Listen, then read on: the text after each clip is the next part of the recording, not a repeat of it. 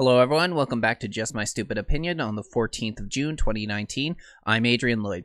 And today I wanted to talk about what ended up taking place yesterday on the 13th of June. I'm talking about the oil tankers, the Japanese oil tankers that were attacked in the Gulf of Oman. Two of them ended up getting attacked, and nobody was killed, but there was a couple injuries that took place. And it's unclear at the moment what ended up happening. The White House right now blames Iran for orchestrating the attack, an accusation that Iran vehemently denies, said they had nothing to do with it. So it's unclear at the moment what the truth is. All we can really do with the details that we have is to speculate, go on what we know, and also what we know has taken place in the past. This is a follow-up to there was also a series of boats that were also attacked back in May, I believe it was, close to Iran, and this again, the President Donald Trump and the White House have accused Iran of carrying this out. Again, Iran ended up denying this, but Mike Pompeo ended up giving a press conference in which he spoke about this, and he ended up saying that they have evidence that it was Iran, although he didn't really provide much to go on. He really was, even from his own perspective, it was just assumptions and speculations. But I have the video pulled up here. We're just going to listen to a minute or so of it. It is the assessment of the United States government that the Islamic Republic of Iran is responsible for the attacks that occurred in the Gulf of Oman today. This assessment is based on intelligence, the weapons used, the level of expertise needed to execute the operation, recent similar Iranian attacks on shipping, and the fact that no proxy group operating in the area has the resources and proficiency to act with such a high degree of sophistication. This is only the latest in a series of attacks instigated by the Islamic Republic of Iran and its surrogates against American and allied interests. And they should be understood in the context of 40 years of unprovoked aggression against freedom-loving nations. On April 22nd, Iran promised the world that it would interrupt the flow of oil through the Strait of Hormuz. It is now working to execute on that promise. In early May, the Revolutionary Guard Corps attempted the covert deployment of modified dhows capable of launching missiles. On May 12th, Iran attacked 4 commercial ships near the Strait of Hormuz. On May 14th, Iran-backed surrogates attacked by armed drones struck 2 strategically important oil pipelines in Saudi Arabia. On May 19th, a rocket landed near the U.S. Embassy in Baghdad. On May 31st, a car bomb in Afghanistan wounded 4 U.S. service members, killed 4 Afghan civilians, and wounded bystanders. Yesterday, Iranian surrogates fired a missile into Saudi Arabia, striking the arrivals terminal of an international airport, injuring 26 people. Taken as a whole, these unprovoked attacks present a clear threat to international peace and security, a blatant assault on the freedom of navigation, and an unacceptable campaign of escalating tension by Iran. So that's what Pompeo had to say on the whole situation, and I mean, he didn't actually provide much in the way of evidence, aside for laying out a timeline of what they ended up blaming Iran for. And I mean, I'm well aware that Iran is not friends to any of us here in the West, but this sounds very similar to me to a lot of the similar accusations that were made leading up to the Iraq War. Mostly it's just the threat of violence and this idea that they pose a bigger threat to us than really that they do. And that didn't pan out for anyone. I mean, in that situation, they were talking about weapons of mass destruction. In some of these situations, we don't know for a fact whether it was Iran that carried out these attacks. Something like what was going on in Saudi Arabia, I could definitely see it because I know the Saudis and Iran don't like each other. Although, personally, I don't think that we in the West should be friends with Saudi Arabia. They don't bring anything to the table that we say are part of our principles. They're not democratic. They are a monarchy over there. They rule with an iron fist. They don't hold the human rights that we cherish over here. So there's just plenty of reasons that we shouldn't be friends with the Saudis. But anyway, there's we don't know for a fact any of the information that Mike Pompeo is accurate. We don't know for a fact whether this was actually carried out by Iran. And I think it was the Pentagon. They ended up releasing a video which they said was which was the Iranian Royal Guard. That was Revolutionary Guard. Sorry, the Iranian Revolutionary Guard, saying that they were removing mines from these attacked oil tankers, although it's unclear about that. But this is sort of where this idea of the limpet mine was being floated, because people weren't sure exactly where it came from. Some were theorizing it was a torpedo, and then when this video came out, the Pentagon was saying it was a limpet mine.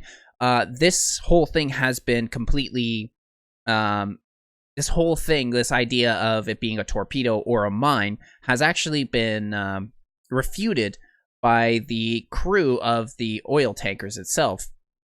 But first, we'll just check out this video real quick.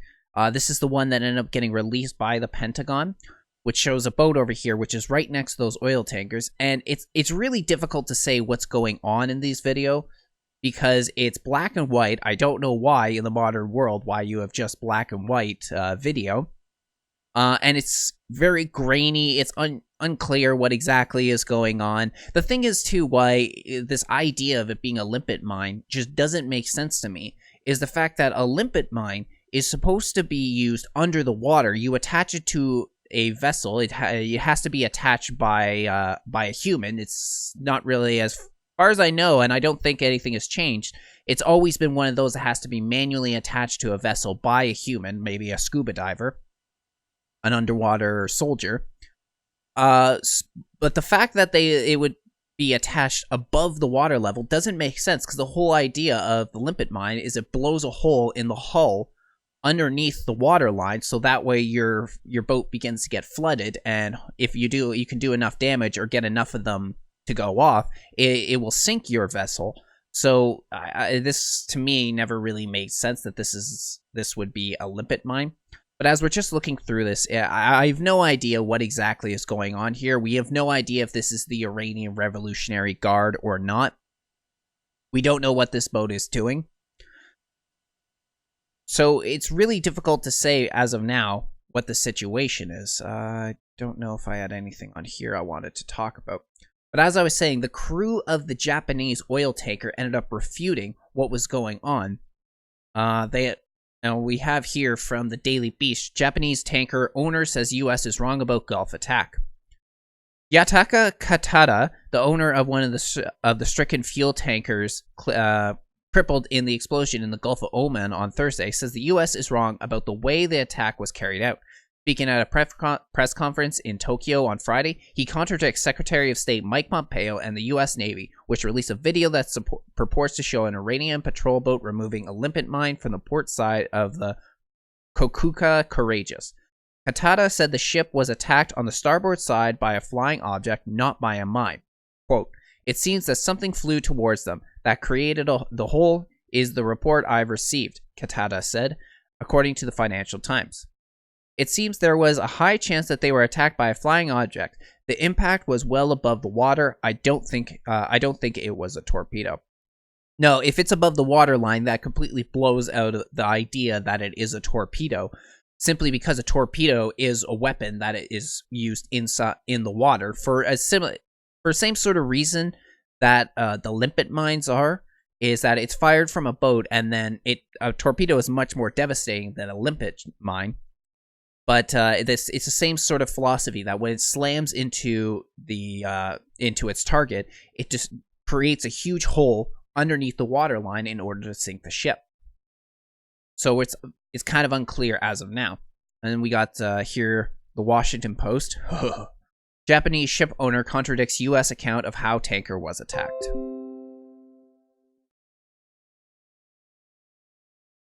Quote, To put a bomb on the side is not something we are thinking, he said, and this is Katada again.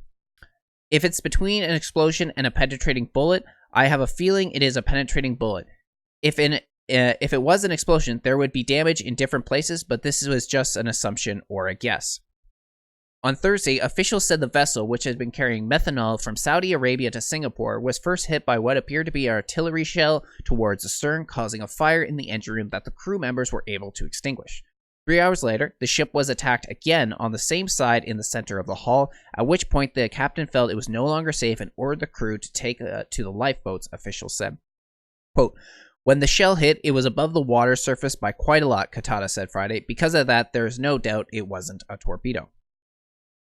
Company officials said Thursday that the ship was hit on the port side, but photos released by the United States show damage and a suspected mine on the starboard side.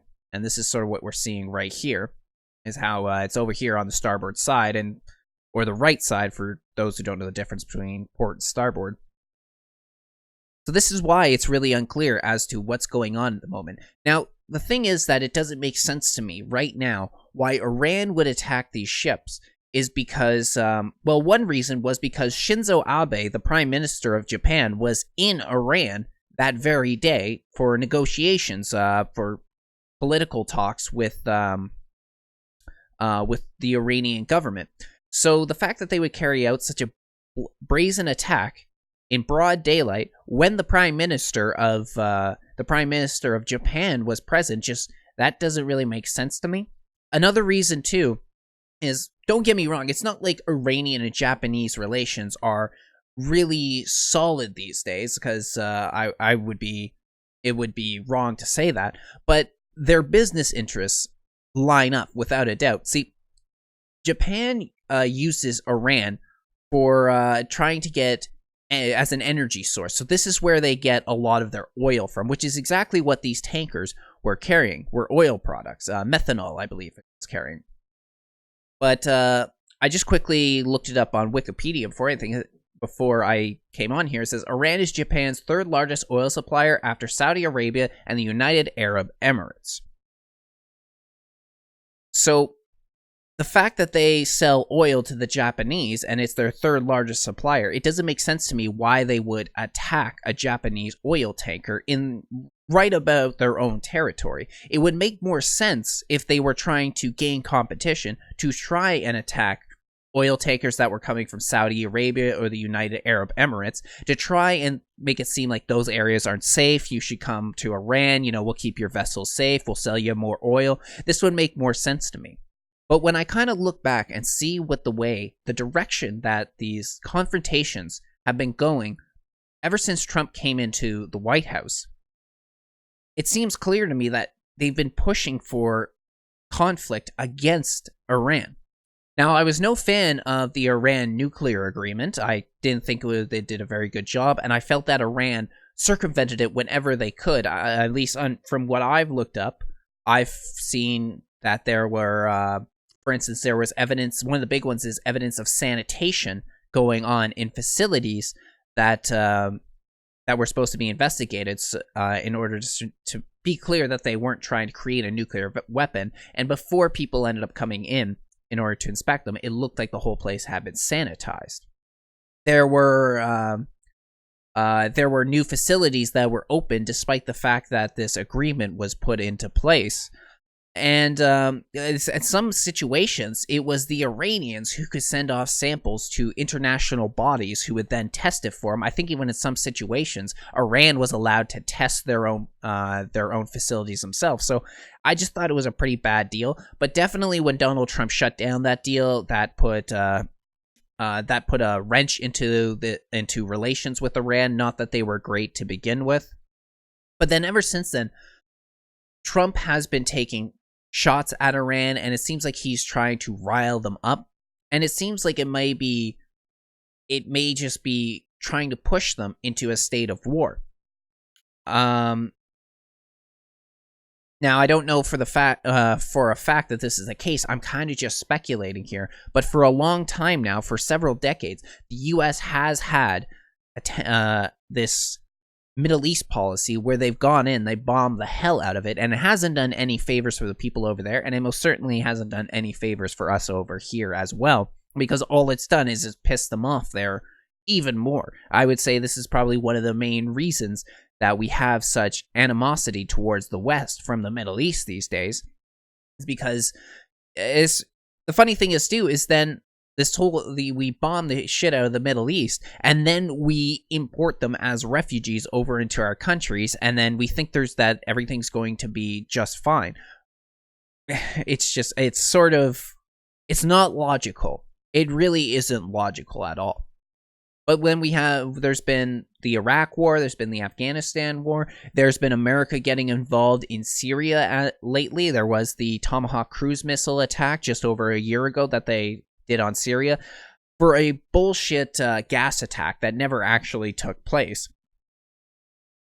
There's enough evidence to say there's actually been people who have come out and admitted that the Duma attack never really took place. In fact, it was kind of interesting that the child that they showed after the Duma attack, the one that was made famous, as it just showed this child who survived this terrible gas attack, we can see there a lot of, we've seen the behind-the-scenes footage of that and how he was placed on a chair and they did his makeup up and everything. He was sitting there for a while. Then they took his photo and pretty much put him as the face of, look what is going on, how terrible it is to have this gas attack take place.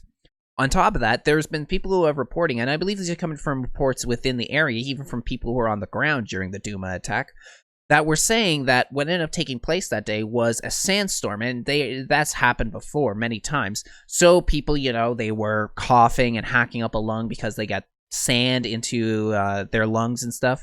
And then suddenly the white helmets come jumping in and then telling them it's all a gas attack. And then they're the ones who really released all the video, all the information that it was a gas attack. But anyway, getting back on track, it's just when I look at this, it seems like it's quite possible that this is another false flag attack. And we have enough of them to show that this is what ends up happening in order to try and get the West, and especially America, into war. There was the Gulf of Tonkin incident, there was a sinking of the Lusitania, and many more false flag attacks that have taken place in order to get people into a war zone. So I wouldn't put it past them. America is a country that's ruled by the military-industrial complex, and despite the fact Trump came in with this "we're going to drain the swamp" attitude, I don't really think he's done a good job of doing that. I'm still waiting for this swamp that he talks about to get drained.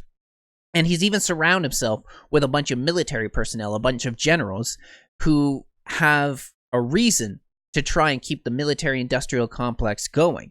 It's not just for them, but it's also the amount of money that people make off of this sort of thing. It's quite possible that it has more to do with oil as well, since Iran is a oil-producing nation. But we don't know. This is all speculation because we got nothing more to go on. We'll have to wait for more details to be released before we can say for sure. But it's just, as I look at this and I look at everything that's been leading up to, I don't believe that this is really necessarily a true attack, that it could be a false flag. Maybe it's some sort of black ops campaign. Who knows? But anyway, that's all I have for you all today. Let me know what you found out about this Iran oil tanker situation in the comments below, or let me know what you think is really going on. I'll be back soon for another video. See you later.